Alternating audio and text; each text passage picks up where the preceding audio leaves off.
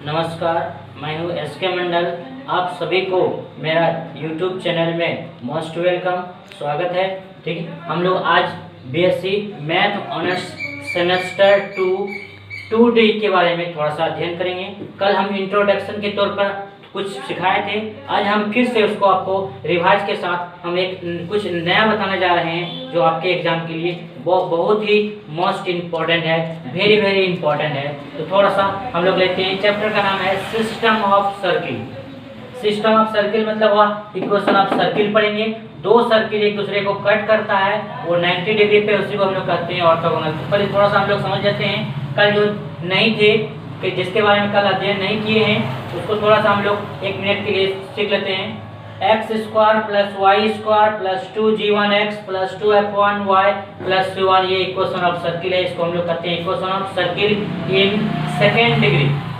क्योंकि ये दो के बराबर है, ये इतना इक्वल टू इतना और ये इक्वल टू ये है, इसलिए हम लोग यहाँ 3 को लकीर भी लिख सकते हैं। इसको हम लोग कह सकते हैं इक्विवेलेंट। इसको this is equation of circle of second degree. इसका सेंटर होगा -g1 माइनस f1 और इसका रेडियस होगा g1 square plus f1 square minus c1, जिस प्रकार ये फिगर के द्वारा दिखाया गया है। सिमिलरली आपका इक्वेशन 2 लिखे हैं, ये इक्वेशन ऑफ सर्किल है, ये दूसरा सर्किल है, इसलिए हम लोग इसका नाम g2 दिए हैं, f2 दिए हैं, c2 दिए हैं। तो इसका सेंटर हो जाएगा -g2 माइनस f2 और रेडियस हो जाएगा g1 square plus f2 square minus c2 under root.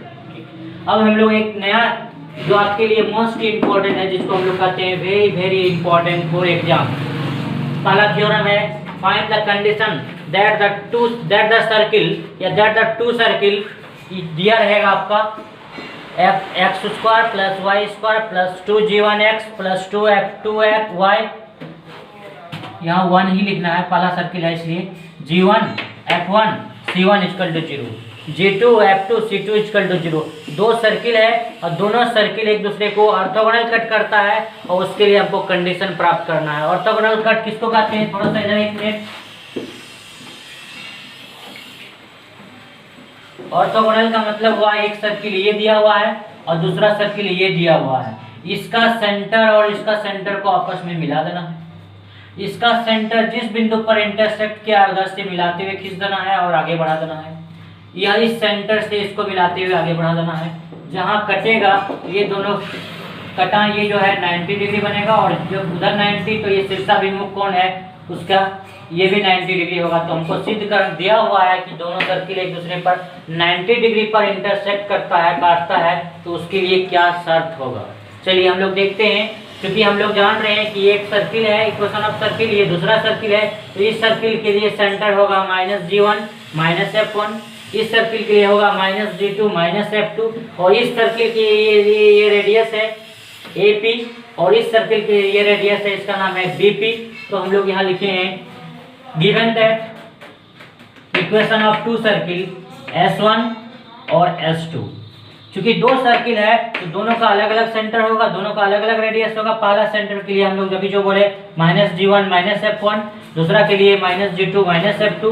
पहला के लिए जो आपका रेडियस है AP, तो हम लोग लिख सकते हैं g1 square plus f1 square minus c1, दूसरा के लिए g2 square plus f2 square minus c2।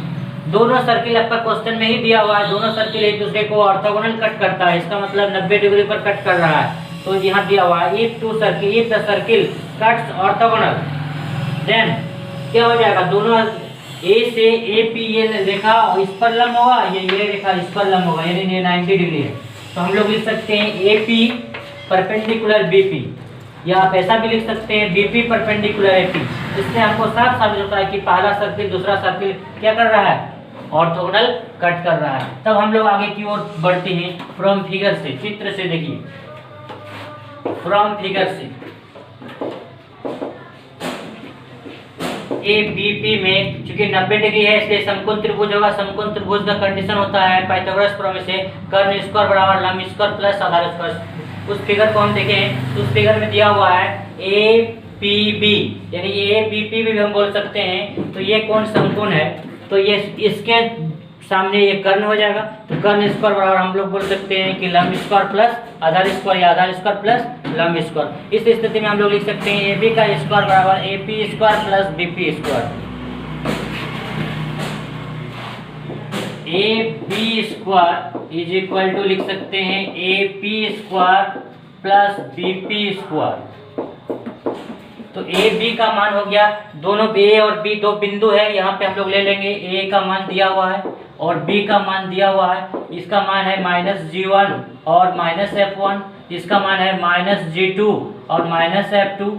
ठीक, हम लोग डिस्टेंस फॉर्मूला से जानते हैं, यदि इसका मान एक्स वाई होता, x1 y1 x2 y2 होता, तो इस स्थिति में हम लोग बोल सकते थे डिस्टेंस फॉर्मूला से √x2 माइनस x1 का whole square plus y2 minus y1 का होल स्क्वायर। तो इस स्थिति में यहाँ से हम लोग लिख सकते हैं डिस्टेंस फॉर्मूला से -g2 माइनस और माइनस यानी हो जाएगा प्लस g1 स्क्वायर प्लस इतना माइनस इतना -f2 minus minus plus f1 square √2। ये डिस्टेंस फॉर्मूला से ए बी का, क्योंकि होल स्क्वायर है इसलिए हम लोग का यहाँ रूट देना जरूरी नहीं है। इसमें अगर स्क्वायरिंग कर देंगे तो ये ए बी का स्क्वायर हो जाएगा, तो ये रूट खत्म हो जाएगा, यानी हम लोग यहाँ से लिख सकते हैं x2 माइनस x1 का whole square plus y2 minus y1 का होल स्क्वायर। अगर आप बोलिएगा कि हम स्क्वायर लगा देंगे और रूट भी लगा देंगे तो इधर भी स्क्वायर कर देंगे, इधर भी स्क्वायर कर देंगे, रूट हट जाएगा। अगर आपको लगाने का मन है स्क्वायर तो यहाँ लगा दीजिए। अगला क्या हो जाएगा, एपी का मान आपका दिया हुआ है क्वेश्चन में, एपी इक्वल टू दिया हुआ है g1 square plus f1 square minus c1, root लगा हुआ है, स्क्वायर लगा दीजिए अगर आपको समझ में नहीं आए तो। फिर यहाँ से लिख सकते हैं g2 square plus f2 square minus c2, इसमें भी रूट लगा दीजिए, स्क्वायर कर दीजिए, एपी का मान बढ़ा दिए, बीपी का मान बढ़ा दिए, स्क्वायर रूट हट जाएगा, यानी मेरा यहाँ से आएगा -g2 प्लस g1, यानी हम लिख सकते हैं g1 माइनस g2 का होल स्क्वायर। इस स्थिति में हम लोग लिख सकते हैं f1 माइनस f2 का होल स्क्वायर। यहाँ से स्क्वायर रूट खत्म हो जाएगा, यानी g1 square plus f1 square minus c1 plus g2 square plus f2 square minus c2। इस स्थिति में आप जानते हैं a माइनस b का होल स्क्वायर, यानी a square plus B square minus 2ab, यहाँ से भी आएगा a square plus B square minus 2ab is equal to, यहाँ से आपका हो जाएगा g1 square plus f1 square minus c1 plus g2 square plus f2 square minus c2।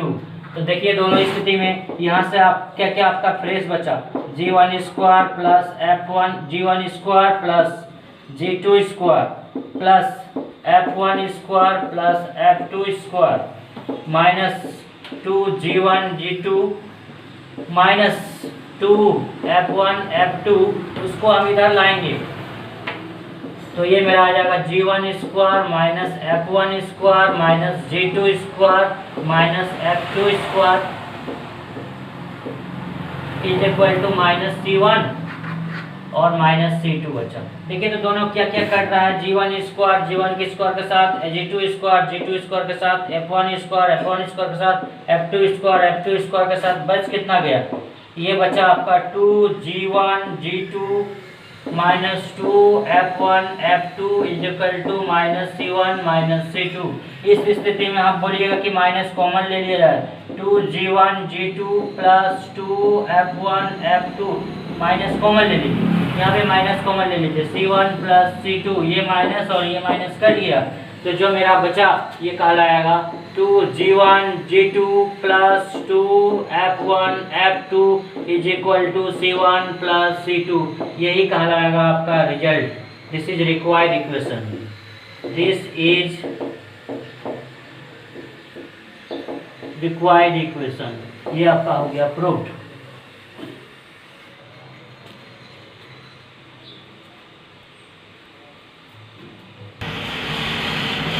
देखिए हम आप लोगों को एक थ्योरम बताएं, इसमें दो सर्किल है एक दूसरे को ऑर्थोगोनल कट करता है, इसके लिए कंडीशन अभी तुरंत बताए 2G1 G2 + 2F1 F2 = C1 + C2। उसी से रिलेटेड एक प्रॉब्लम हम लोग बना रहे हैं। प्रॉब्लम का नाम है, बोलता है इफ द सर्किल इतना एंड इतना cut orthogonal then find value of P. बोल रहा है यदि दो सर्किल दिया हुआ है और दोनों सर्किल एक दूसरे को ऑर्थोगोनल कट कर रहा है, तब बोल रहा है पी का मान ज्ञात कीजिए। तो ये सर्किल है आपका दिया हुआ है, पहला सर्किल, ये दूसरा सर्किल। तो हम लोग S1 मान लिए, S2 मान लिए, इसको हम लोग पूर्ण रूप से उस सर्किल में कन्वर्ट करते हैं। तो S1 के लिए हम लोग लिखते हैं कि x² + y² + 2G1x, यानी 2 दे दिए, 2 से भाग दे दिए, 2G1x + 2F1 यानी 3/2 × y, अब प्लस जो लिख दिए ये C1y, इक्वेशन आपका 1 हो गया। अब उसी तरह सेकंड सर्किल को कन्वर्ट करते हैं S2 = यहाँ से लिख सकते हैं x² + y² + 2 × 5/2 x + 2 × p/2 × y + 7 = 0। ये जो आपका सर्किल है, दो की हम लोग उसको कंपेयर करते हैं, comparing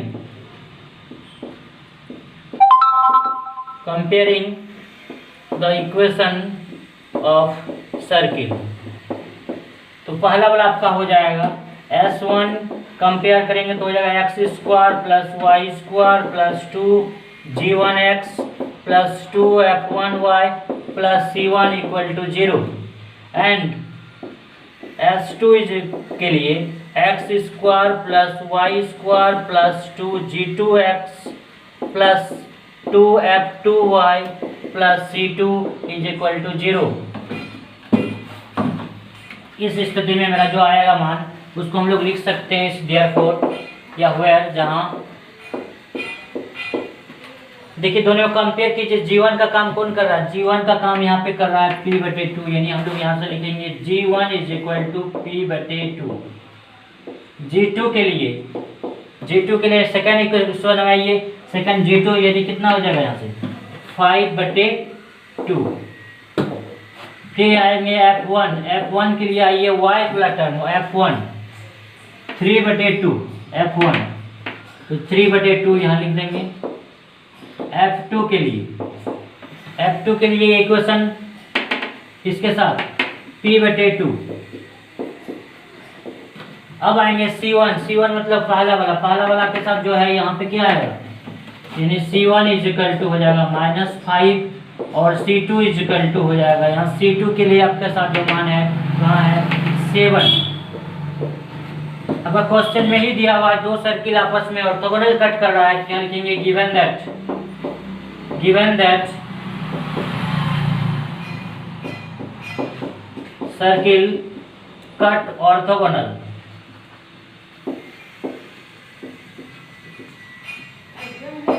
then condition 2G1 G2 plus 2F1 F2 = C1 plus C2। आपके पास सारा का मान मालूम है, बढ़ा दीजिए 2G1 का मान कितना है p/2, G2 का मान 5/2 प्लस 2F1 का मान 3/2, F2 का मान p/2, C1 का मान -5, C2 का मान 7। यहाँ से हम लोग लिख सकते हैं 2 कट जाएगा, 2 कट जाएगा, यहाँ से बचेगा 5p/2 प्लस 3p/2 = 7 में से 5 चला गया 2, ये 2 और 2 का एलसीएम ले लीजिएगा 2, 5 और यहाँ लिखेंगे 5p + 3p = 2। यहाँ से हम लोग लिख सकते हैं 5 और 3 8p/2 = 2 से काट दीजिएगा, यहाँ जगह 4 यानी 4p = 2, तो p बराबर हो जाएगा 2/4, तो काट दीजिए 1/2, यानी हम लोग लिख सकते हैं p का मान 1/2। ये हो गया आंसर। आज के लिए यहीं तक, फिर कल हम लोग मिलेंगे।